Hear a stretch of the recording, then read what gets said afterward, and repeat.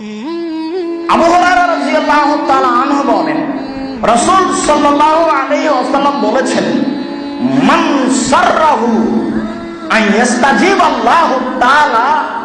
Fish শাদায়েদে ফাল ইকসির ফিদ দুআয়ে ফির রাকায়ে। যার মন চায়, যাকে ভালো লাগে, যে চায় যে বিপদের দিন আল্লাহ আমার প্রার্থনা কবুল করুক, যে প্রয়োজন মনে করে যে আমি যখন খুব বিপদে তখন যেন আল্লাহ আমার কথা শোনে,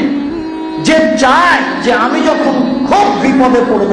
তখন আল্লাহ যেন আমার কথা শোনে, এটা যে চায় ফাল ইকসির ফিদ দুআয়ে ফির রাকায়ে, তাহলে যখন ভালো আছে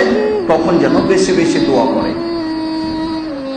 যে চায় যে আমি যখন খুব বিপদে তখন আল্লাহ আমার কথা কবুল করুন, যে চায় যে আমি যখন খুব বিপদে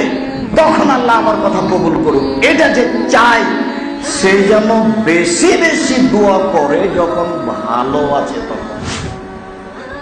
যখন কোনো বিপদ নেই তখন তখন তো মানুষ আল্লাহকে ডাকে না, ওটা তো পরোয়াই করে না।